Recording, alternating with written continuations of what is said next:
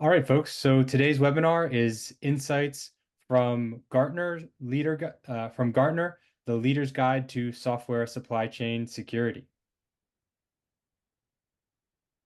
A little bit about Reversing Labs before I get started.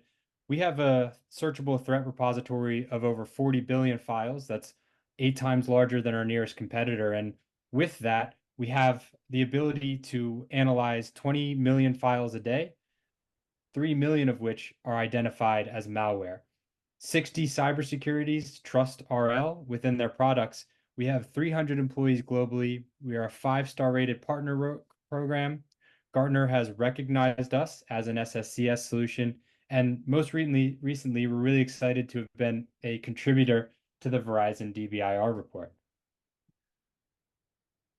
My name is Dan Petrillo. I'm the Vice President for Product Marketing here at Reversing Labs, and I'm really excited to be joined by our Chief Trust Officer, Saša Zdjelar.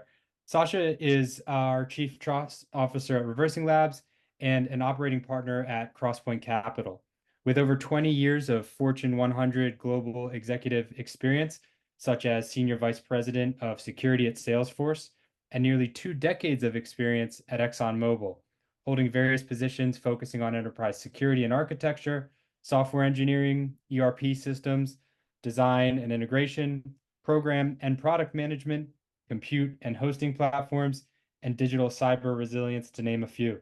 Saša is still very active and a founding member of several CISO leadership communities. Saša, thank you so much for joining us today. Thank you, Dan. Pleasure to be here, and I'm looking forward to the conversation. Yeah, me too. I've been looking forward to this one. So the topic of today's conversation is around a recently published report from Gartner, the Leader's Guide to Software Supply Chain Security. As a thank you to the folks who are attending this session, we'll be supplying you all with copies of this exact report. And what we're going to do today is dive into some of the key findings and layer onto it some insights from a longstanding professional and practitioner within the community, Saša. We're going to overview a few of the items from the report. There's a lot to it. We picked some that we thought would be the most interesting to cover in today's session, but do take a look at it afterwards. We're pretty certain that you'll find some valuable and useful bits of information from Gartner. We're going to talk about their new definition of comprehensive software supply chain security, and in turn, implementing the 3 pillars as defined in this new definition. We're also going to talk about preventing software supply chain attacks, engaging key stakeholders, and the benefits of complex binary analysis when dealing with an insidious threat such as this. To begin, I want to kick off with a really alarming stat and quote from the report that doesn't help me sleep at night, but hopefully we can kind of turn the tables and use this information to figure out what to do about it. But this report states that the estimated cost of software supply chain attacks runs to tens of billions of dollars and is expected to grow 200% to 138 billion by 2031. Hopefully we can do something about that. But Saša, I'm really interested in hearing, from your experience in actively trying to deal with this threat. Why are they so successful? I mean, look, the reality is we all run on someone else's software. There's a phrase they hear out there. People say, the world runs on open source. When it's true, except your company doesn't. Your company runs on commercial software, and it has been a little bit of a neglected area. In cybersecurity, we've spent a lot of time, I would say, focusing on almost like the fundamentals up, right? We've spent time on securing our endpoint. We've spent time on the apps that we developed and preventing vulnerabilities from being introduced. We've spent time on insider risk. Like we're trying to make our way through the entire program with the limited resources that we have. And for a number of people that came up through the AppSec background, we've always known that there was this kind of powder keg sitting out there of the software that we consume from others. And now it's just, hackers are like water. They take the path of least resistance. And right now there is, unfortunately, pretty little resistance on the side of commercial software. That's a great point. So it's where the attackers are swarming based on the fact that we've offered ourselves pretty good coverage in other areas. That's awesome. So it's now incumbent on us to do something about it. And I think that this definition that Gartner provides lays a really strong framework for acting on these notions of software supply chain security. I'll just read this, and it's the only time I'll just read directly from the report, but I think it's important, first of all, I'll have this foundation. Gartner states that software supply chain security is the set of processes and tools used to curate, create, and consume software in ways that mitigate attacks against software or its use as an attack vector. They define curation as focuses, or sorry, they say curation focuses on assessing the risks of third-party software and its acceptability. Creation focuses on secure development and the protection of software artifacts and the development pipeline. And consumption validates the integrity of software through verification. There's a couple components to this that we'll double click on today. The first is they're saying that software supply chain security is a set of processes and tools. And I'm really interested, Saša, in your thoughts on how those processes and tools can and should manifest in a modern enterprise.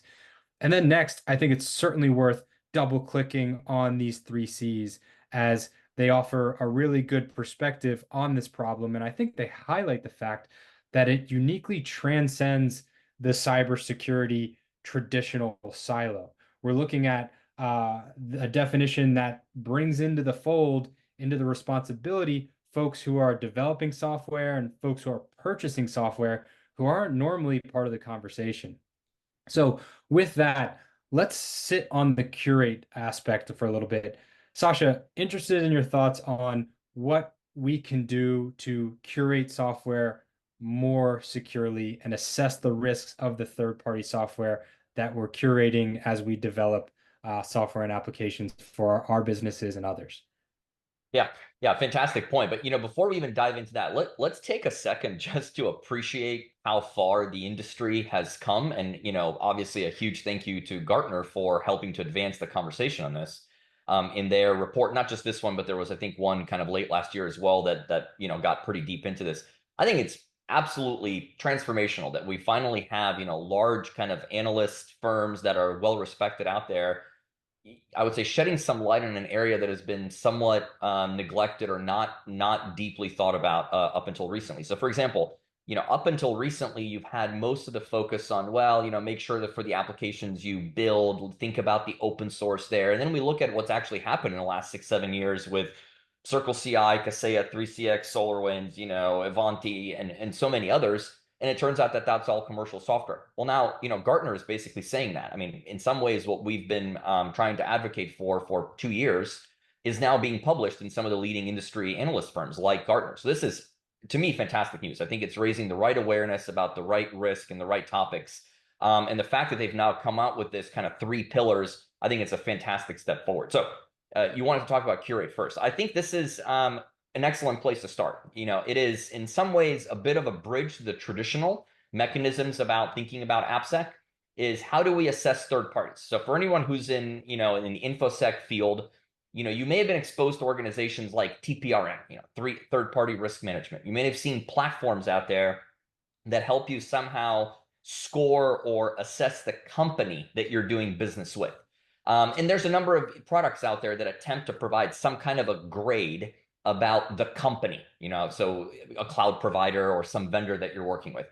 And while that's great and it matters, and we should have some scores about the vendors we work with, the challenge is it's not the vendor that ends up creating the problem in your environment. It's the software they produce and sell to you that creates the cyber problem in your environment. So having a score about a company has one kind of value, but it's not going to prevent the next SolarWinds from happening. So in this case, I think the reason Curate is important is it helps us focus on assessing the risk of the software that we get from third parties, not the third party itself. I think, and that's the key for me that this first pillar creates, is the focus on the software from the vendor, not the vendor itself.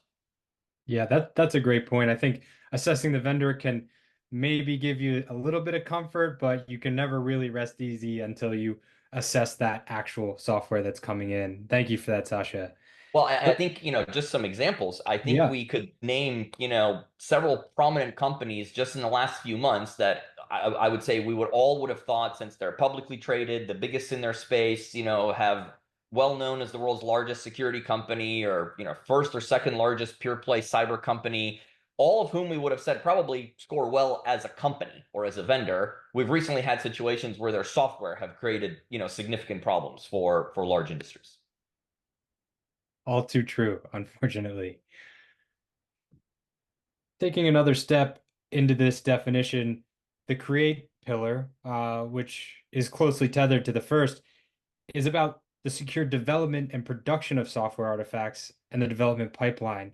Something where I think, speed and productivity is the North Star of these teams. But here's Gartner saying, hey, actually, security needs to be right there. And, I personally worry about the sentiment that security conflicts with that goal of speed and productivity. Interested in your thoughts here on how we can create software securely without really inhibiting those who are creating the software. Yeah, I mean, this is in some ways focused on on those who produce software that we ultimately all consume. Let's not forget, we all are software consumers. Some of us are also software producers. So this pillar focuses on those who produce the software that we all consume, or for us, since we're also software producers, this is our ability to scrutinize what we send to our customers to ensure that we are not the next supply chain problem for them. So I think this is, again, critical as a second pillar, but maybe let me take it a step further and say, I think what is still missing in the industry, this is a fantastic step forward and excellent that Gartner is creating some structure around this.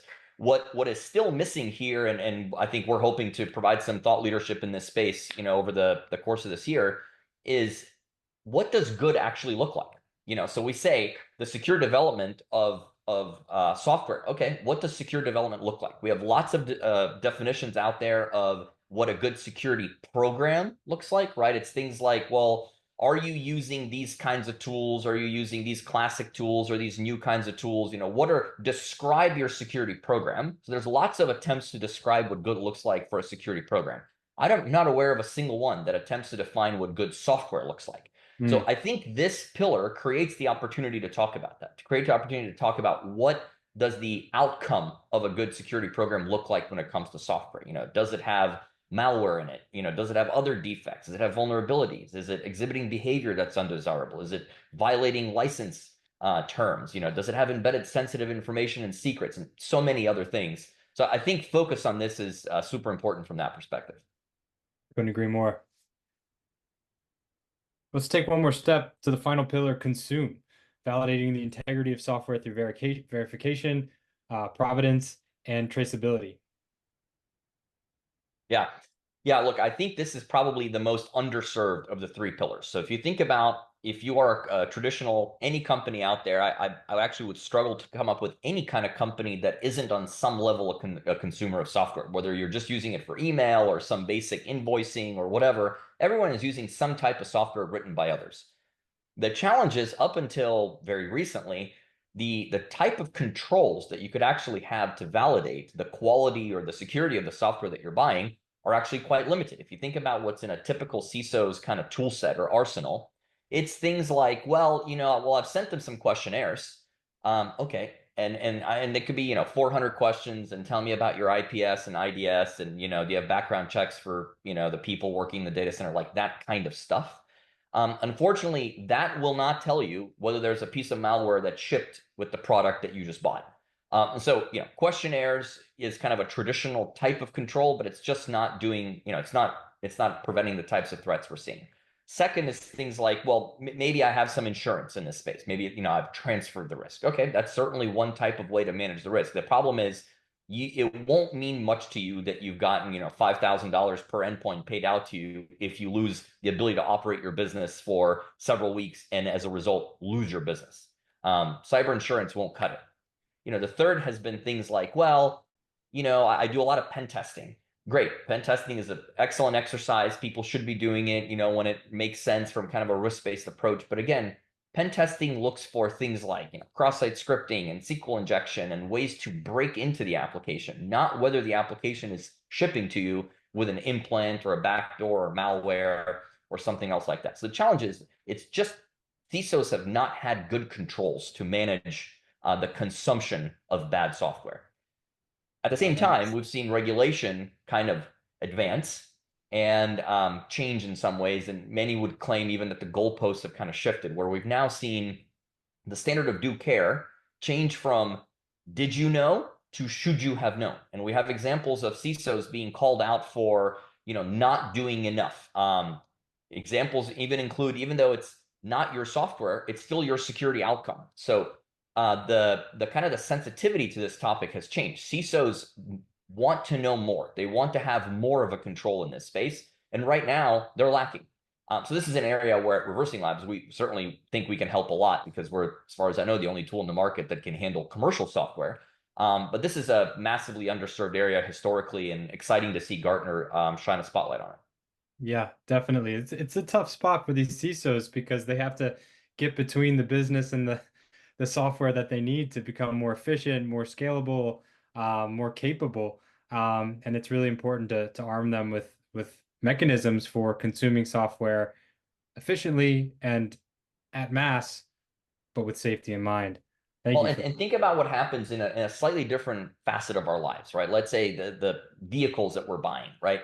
You don't want the vehicle that you bought to have been crash tested once for one model 10 years ago, right? 3 years later, they changed the chassis, they modified the look of it, they changed the hood. Now it has different blinkers, the back tailgate looks different, whatever it is. All of those characteristics of change have impact on how the various elements impact each other and how it performs in a crash test. So, as we sort of take it for granted that every model of every car, in fact, with every engine variant and every other variation, is crash tested before it's kind of allowed to be sold to us and shipped to us. And we have an opportunity as informed consumers to go look up the crash ratings and performance and efficiency of the car and everything else to help us make an informed buying decision. I think something like that is needed for software, right? We need to know for every version that comes out, for every variation of a piece of software, what are the characteristics so that we can make an informed buying decision. and taking this analogy even further, there's a reason they crashed the whole car too, right? Because they are not throwing the engine against the wall and throwing the doors against the wall, or just the new component against the wall. And I think there are tools in place that stress test the components of our software, but there's not one that every time they're fully assembled, they get crashed and assured of safety. 100% right. That does not mean that the volume radio knob and the hood don't receive their own unit tests for tolerance and is it crumpling the right way and is it doing everything that it's supposed to do in isolation. But the only way that you test how all of these components affect each other is by simulating a real scenario when the entire thing is built. And I think that's the way we should start thinking about testing our consumed applications as well. I'm going to use that analogy. It's a good one. And we're all getting in these cars, these cars that are software. So we want to be sure they're tested. So, moving on to like kind of what we can do about this in a more tactical sense.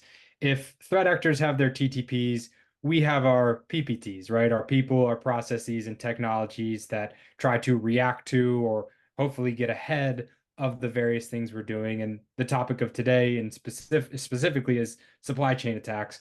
To me, one of the scariest of their techniques. Tell me, Saša, about when it comes to securing the software supply chain, how do these things kind of work in harmony, and how are you thinking about designing them in such a way that accounts for these software supply chain attacks that are on the rise? Well, first, I'm glad we're going to talk about people, process, and technology. When you first said PPT, I thought we were about to get into PowerPoints. But you used a very interesting word there. I almost wish it was on purpose. Maybe it was, but you said in harmony. I think part of the challenge is that historically, these are exactly the things that don't work in harmony. In particular, when it comes to software. So if you think about, what organizations or departments need to work together ideally in harmony to bring in a piece of software, especially in large enterprise. It's everything from the business that initially generates the demand for some kind of a new capability, right, which leads to someone in the technology organization, whether it's IT or something analogous, to go out and survey the marketplace for the most appropriate products that do this, to then a combination of business and IT working together on the criteria to select the software, to the procurement organization that gets involved to negotiate or multi-source or whatever it is that they do. Again, more testing, POCing. Then when you bring it in, again, there's a validation process. Who is sending those questionnaires we talked about? Who's going to participate in some type of a security assessment? onboarding, training the users, deploying a tool. All of that needs to work in almost perfect harmony for these processes to work smoothly. Now, in most organizations, the various places where security should have been part of this conversation usually aren't in place, right? Usually security is kind of brought in, let's call it towards the end. And that's part of the kind of shift left that the industry has been talking about for 15 plus years, is how can we get the security mindset and the perspective of security involved much earlier in the buying process, including maybe it leads to a different choice of vendor selection. So in this case, you have procurement, you have the technology organization, you have the IT, the security organization, all having to work together to assess software. Again, up until now, they really have not had any technical tools to be able to do this for commercial software. There are some tools that are pretty good at open source software, and there are processes that are really mature in areas that are unique to that department, right? So procurement has the opportunity to have very mature processes and people and technology when it comes to their procurement platform. Same thing for IT, same thing for security. But when it comes to now assess this piece of software that you're buying from, whatever, insert your favorite vendor here, SAP or Microsoft or, whoever it is, how do you know if it's shipping to you with an implant, backdoor, malware, or any of these other kind of, fundamental problems that could exist in software? Well, today there's nothing. Luckily, ReversingLabs has some solutions for that. But in the absence of ReversingLabs, there's really, other than questionnaires, there's nothing they can do. A pen test won't find the kinds of problems we're talking about. Antivirus scan won't find the types of problems we're talking about. And so oftentimes you're left to very manual processes. You're left to some contract language being built in, with some clawback, maybe provisions if something is found later. You're left again to questionnaires, maybe some antivirus scans. There just isn't much to help a CISO, a business, an IT organization, and procurement make the most informed buying decision from a security perspective. Sure. Yeah, that's a tough spot to be in.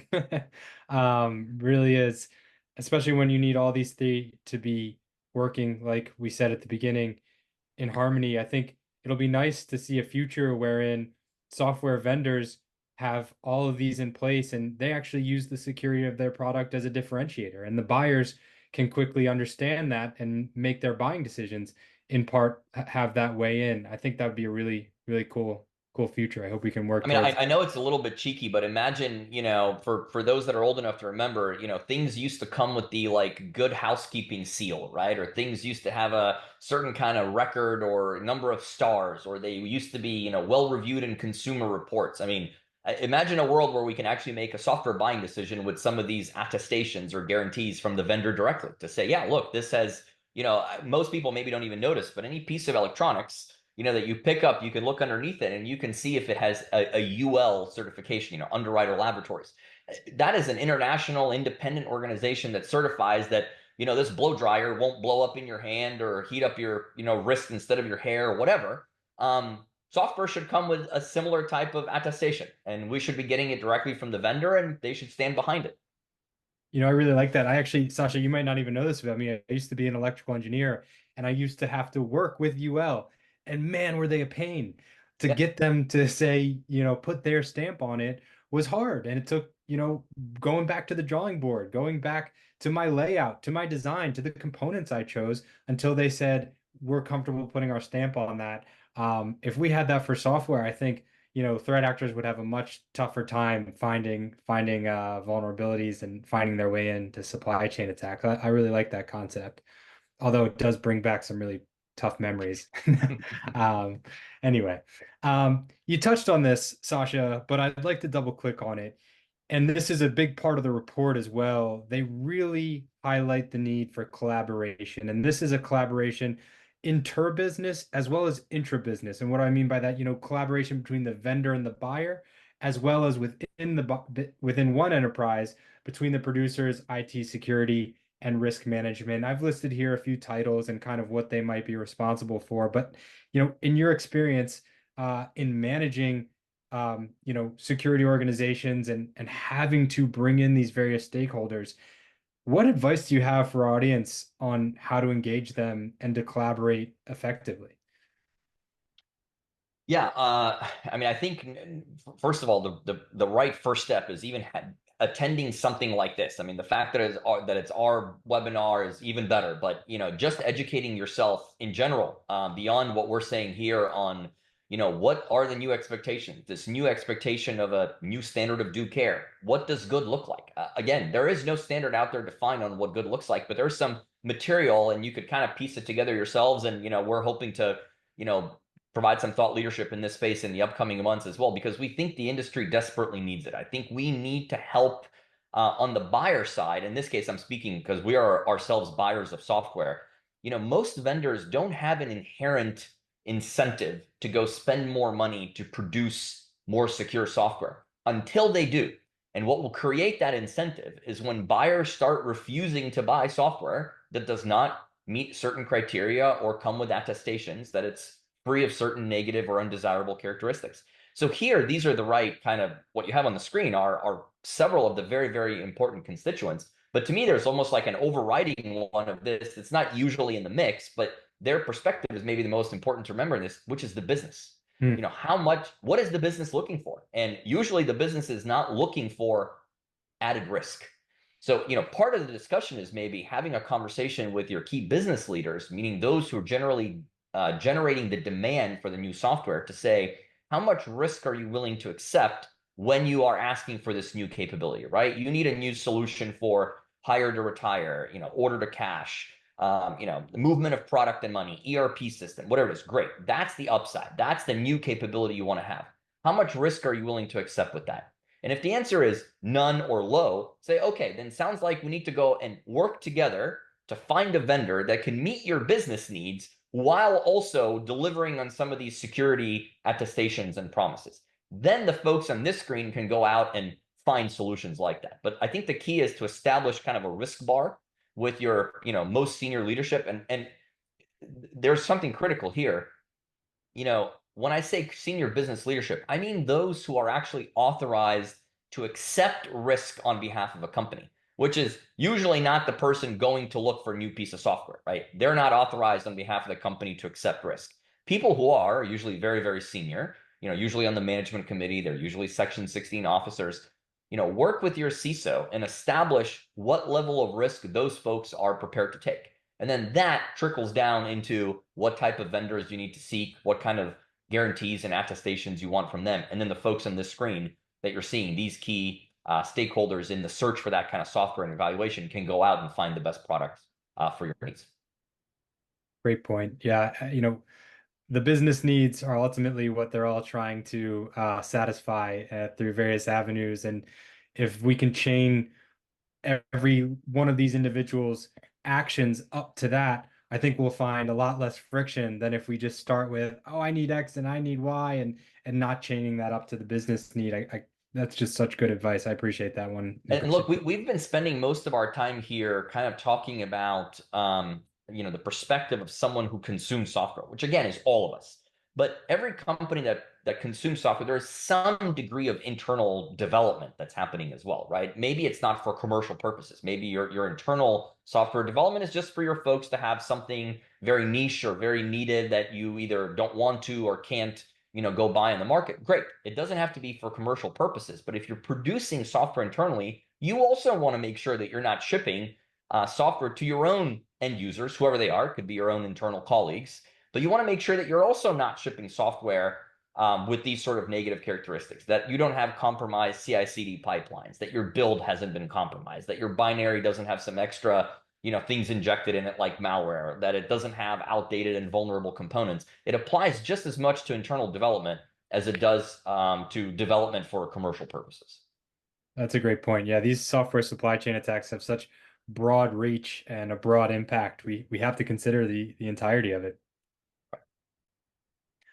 So there's another quote from this report that really stood out to me. Cross-organizational coordination and information sharing can improve outcomes by ensuring a consistent approach to SSCS standards. And in particular, it's that information sharing that I want to highlight. We talked about these various personas here, right? And they all tend to, at times, speak different languages or at least leverage different jargon. And they're kind of inundated in different worlds. And it's often a challenge for them to communicate in a way that, ties up to the business level. And so I want to talk for a second about how RL is dedicated to facilitating that ability to communicate. We have a technology called complex binary analysis, wherein we can assess any binary and automatically output malware, tampering, vulnerabilities, hardening, secrets, licenses, as well as an exportable SBOM for those who might need it. And when you take something as complex as a software binary and put it into terms like this, and then add on to that a score, now you have a way for someone who speaks a risk language to speak to someone who speaks a cybersecurity language, and then to someone who speaks a development language. And you can all kind of center around this nexus and make decisions together that, like you said, Saša, have the business in mind. Anything you want to highlight on to that end, or? Well, I think this is maybe a very important slide for us to, double and even triple click on a little bit. I mean, if you think about the types of attacks that we've seen, and even going back to, the executive order that came out, 14028, requiring vendors to provide a software bill of materials, vendors that do business with the government or those who do business with those who do business with the federal government.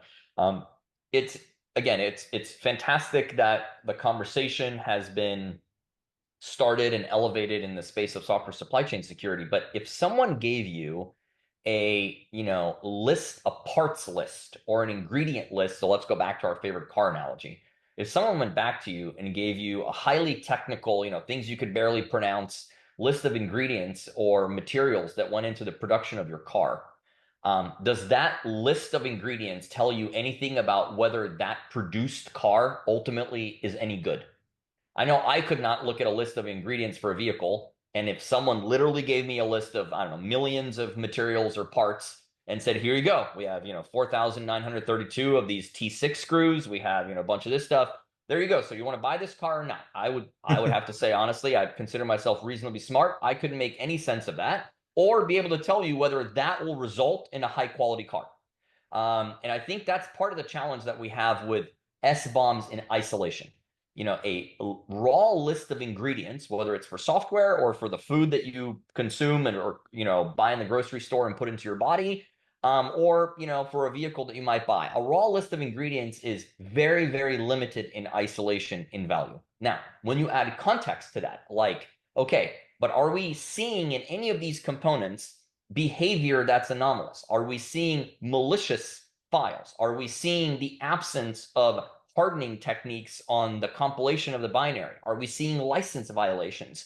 Again, it's all relative to that SBOM. It's all relative to that bill of materials, but it's all the context around the ingredients list. Now that starts being something highly valuable for making a, again, risk-based and data-informed decision. And a little bit to your point about, a language everyone can speak.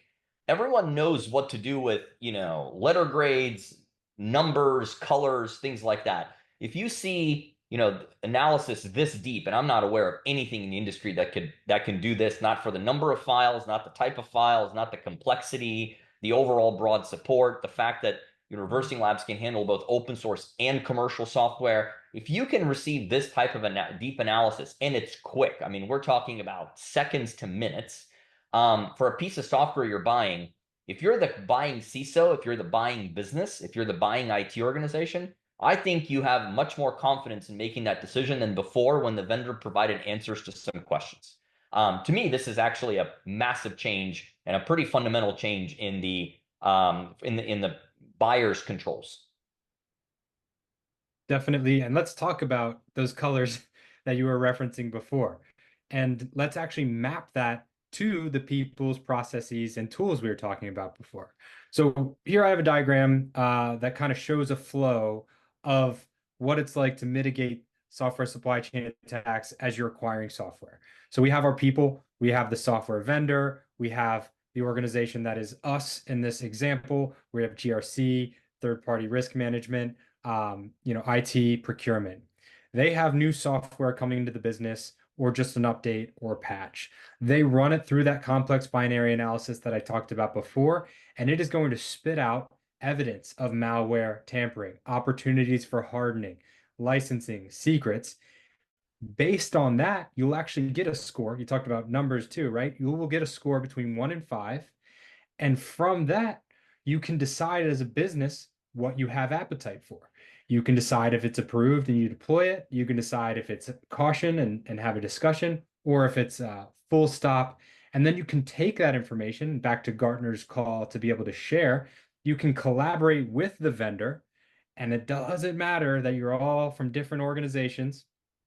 Here we might have developers. Here we might have procurement. You probably had a security professional come in and consult with them to decide what you have appetite for, and you can collaborate them. And you now have a Rosetta Stone, a way to all Google Translate sitting in between you, and a way to make real impactful decisions that are going to allow you to avoid the next software supply chain attack.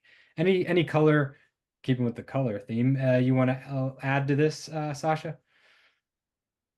I think the key here that I would just emphasize, you already said it, is the collaboration capability, right? So let's say you're buying a piece of software from someone, and you run the analysis, and it produces a few things that are not optimal, that your business is not willing to accept the risk of, your IT organization would prefer not to have to support with the risk of, your security organization is advising you against. Rather than manual processes of now export something or type up the problem, try to explain it in ways, try to send it to a vendor. The vendor will then not have enough evidence to take action, or they may not understand what you're talking about. Now you need to hop on a call, waste time, get a bunch of conference calls together. The ability here to have a report that you can share with a vendor, or again, an internal team, doesn't have to be a vendor, but in this case, in our example, a vendor, to be able to send them this report, say everything you could possibly need is here. All the technical detail, all the up-leveled non-technical detail, all the insights into what rules this violates or what policies this violates, into what CVEs this maps to, what risk it holds. Everything you can imagine is shareable directly with the vendor or the internal team, so they can take action on it. I mean, I think that is, again, transformational. I spent 15 years in frontline security roles, working with, I don't know, hundreds of vendors, having these exact conversations. Every one of them required typing up a long complex email that they, almost by definition, didn't accept as good enough. So now hop on a call, have our security experts also take their time to explain further, have the vendor want even more screenshots or whatever. Everything is in this report. All the evidence that the vendor could possibly need to go find the problem and fix the problem is provided in the report. To me, that's a massive capability. Yeah, really powerful, and transformational happens to also be the word that Gartner is using. Actually, just yesterday or the day before, they released their hype cycle for application security. They assessed, I think, 26 technologies or so, only 4 of which they gave the transformational benefit rating, software supply chain security being one of them. And we're listed as a sample vendor there.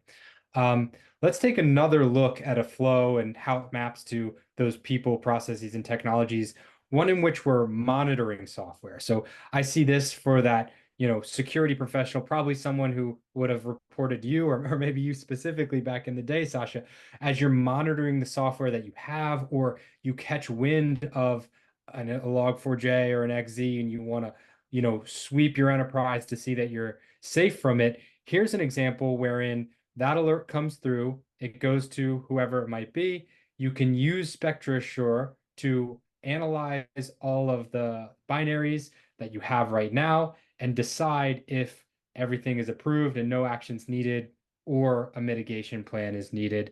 And then once again, you have those reports that you can securely share. Anything you wanted to add to this kind of different view of how we can map to that people, processes, and tools? Yeah. I mean, the only other thing that I would add is, here the way we show it on screen makes it seem like this is 6 different applications, and it may very well be. The other key huge value of this is being able to see the change over time for one app. The fact that we can do a differential or a diff on 2 different versions of an application and see how it evolves over time is very, very powerful. That saves time. It allows focus on only what's changed. It helps highlight the specific modification that's been made that may be malicious or suboptimal in some other way. I think that's a key capability. It doesn't have to just be across a portfolio of different applications. It can be the evolution of a single app over time and the ability to see that diff between versions. Yeah, great point. Good call out. Well, we are nearing the end of the slides. I just kind of want to surmise things with this product that we've been talking about today. It's called Spectra Assure, and it allows you to identify material risk through those processes we've showed you on screen, stop software supply chain attacks, and address the ever-evolving SSCS needs. It maps really well to this Gartner report, which is what everyone's getting in their inboxes after this session. Please, I hope that benefits you and your business. Enjoy it. I know I did. I want to say, Saša, it's not every day that I get to spend 45 minutes with someone with your experience. So I personally want to thank you for all this insight. Thank you, everyone who's listening in. Before I turn it over to the questions, anything you wanted to conclude with, Saša? I think maybe the one takeaway I would just want everyone who's attending to think about is make sure that you are listening to the discussion happening on software supply chain and in the industry and applying the right kind of signal to noise filter in your own mind. You're going to hear a lot of commentary about open source, about managing open source risk. And we're certainly not saying that there isn't a massive amount of risk in open source. Absolutely there is. Except those same tools and vendors that offer solutions in that space, they don't do anything for you for commercial software. And that's what your company actually runs on. So what we advocate for is a balanced approach. Think about both open source and commercial. They're both important, but make sure you seek solutions that can help you with both sides. And again, your company, while it may use a lot of open source, it doesn't run on open source. Your ERP systems aren't, your treasury management system isn't. The fact that you're probably having your calls on Zoom, that's a commercial application. The stuff that your company actually depends on is all commercial software. So make sure you look for solutions that can handle both commercial and open source. Yeah, that's a great one to end on. Thank you for that summary and important note. We've got a couple questions, so I'll bring it over to the questions screen. I'll ask a few of these of Saša, but don't let that stop me from having you continue with more questions. One of the questions is simply, how does this differ from SCA? Yeah, that's a good one. So SCA, or for those who don't know, software composition analysis, that's one of the kind of traditional capabilities or tools in the AppSec industry. The trend kind of started with SAST maybe 16, 17 years ago, which is, static application security testing. Then we saw the evolution of DAST tools, or dynamic application security testing tools. Then we had a bit of a lull, about a 6, 7 year period. Then we saw the introduction of software composition analysis tools. And those tools are very good, by and large, at finding some basic issues in open source software. So just think of them as a very good tool and capability to have in your arsenal for open source software. The challenge, like I mentioned probably a minute ago, is that's not enough. So I'm certainly not saying you don't need SCA. You do. You need software composition analysis. You also need SAST and DAST and all of that traditional, almost legacy AppSec stuff. The challenge is that no amount of SAST, DAST, and SCA would have or did prevent SolarWinds or Ivanti or CircleCI or Kaseya, because those tools are just from a different era and for a different purpose. They also find problems, and they're also very important problems, but they don't find software supply chain security types of problems, in particular, not in commercial software. Thank you. Yeah, great point. Next question here is around the curate pillar, it looks like. My devs need to be sure that they're choosing open source software early that is not going to cause issues, so we don't find that at the end and then go back and have to start from scratch. Any advice there? Saša, I mean, I'll get ahead of this. To me, what comes to mind is our recently launched Spectra Assure community. Do you think that's worth diving into for a second here? Yeah, go ahead. Tell them about that. I think that's super exciting. I was thinking the same thing. In fact, I was going to plug the URL, but yeah, go ahead. Tell them about community, and I'll add some comments if I think of anything. Yeah, so the URL is really easy. It's secure.software. You can check it out. And with this complex binary analysis that we can offer on any piece of software, we're offering the output of that for free to the public on secure.software for these open source software packages. So as your devs are trying to make these decisions, if you want to get ahead of it, right, and not wait to crash the car to find out that you put a faulty engine in there, you can have them use this for free today. I highly recommend you just check it out. It's kind of fun, actually. And that will really help with that curate pillar. So there's something you can do for free today to help align yourselves with these three pillars, in particular, the curate one. Yeah, I mean, I'll just say, you know, what there's a number of companies out there, frankly, charging you money for, we are offering here for free. We think that it's so important to secure open source. And frankly, we think it's critical, and it's why we're offering it for free. The part of it is because we don't think that's where the hardest part of the work is. We again believe the hardest part is in the commercial software that you buy. But we certainly believe open source is important as well, which is why we offer this community capability completely free. And you should go check it out. It's very powerful. It's, you know, all the prominent package managers out there, and we're adding new ones in the next you know, upcoming weeks and months. It's always updated, and it's, you know, the best analysis you're going to find whether the package you're considering for inclusion in your software is malicious or otherwise has other problems in it.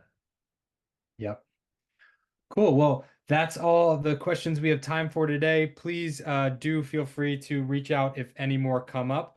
I want to make sure that all the folks on the line who attended are aware of some things we have coming up. We Hey Dan, just launched. hey Dan, before you plug that, I think we had a question come in the Q&A portion.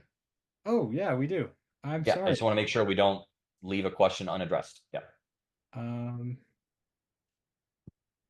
for some reason, it's not coming up for me anymore. I've Okay, sure. lost. I'll address it here. We have a question of how much more should I expect to pay for secure software? So, if the question is, you know, there's a couple different ways to interpret this question. If it's, you know, should a vendor be charging you a premium for giving you secure software? Hopefully, the answer to that is they shouldn't, right? In fact, I've been involved in a lot of conversations, even with some previous employers, about, you know, how much and whether, you know, any extra SKUs or money should be charged for more secure versions of your product. And in my opinion, you know, that should not be a revenue stream. You should not be charged more for a more secure version of the product. But maybe the question also had to do with, you know, maybe our platform. You know, how much should you expect to pay for security, Spectra Assure? In case the question was about how we license, the product is licensed based on effectively volume or the quota that you need on either a monthly or annual basis for managing the software that's either coming into your environment or that you're building internally. So I'm not quite sure what angle the question had, but in case it was about should you be paying a premium for secure software, you definitely should not be paying a premium for secure software, because you're not paying a premium for, you know, a crash-worthy vehicle or non-poisoned food, or anything else out there. Yeah, so true. Thank you for that. And I'm my Q&A panel is still frozen, so I'm gonna submit a bug report to Zoom, and Sasha, let you interrupt me again if another comes in. I truly can't get it to open anymore. Um, so while those questions may come in, a couple things I'm excited to tell everyone here about. We just released Software Supply Chain Security for Dummies. You can download this on our website. It'll help you learn, manage, and execute on software supply chain with our new guide. Next week, I myself, as well as others from Reversing Labs, will be flying out to Vegas for Black Hat. If you want a bespoke demo where you talk about us ahead of time with your needs and we spin up an expert, and you talk with us at the booth for about 10 minutes about those needs. We can do a demo, whatever you want. We call it a strategic session. It's all to help you out. You will get one of these anti-theft backpacks. They are really cool, probably the most expensive swag you'll find other than the stuff at the lot for the lotteries and things like that. So it's a really nice backpack. Needless to say. And also at Black Hat, we have Patrick Wardle, the CEO and co-founder of W. He will be giving a presentation on his book, The Art of Mac Malware. Please come check him out, check that out. Come talk to me. I'll be there giving demonstrations. and we'd love to see you there. I'm blanking. Saša, will you be at Black Hat? I'm so sorry. Yeah, and we'll I have will. Saša. So yeah, if you didn't get enough of us today, come find us in the summer heat of Vegas at the Mandalay Bay Hotel. With that, this is now for real the end of the session. Thank you again to the audience. Thank you, Saša. That was a really fun one for me personally. Thanks, man. Bye, folks.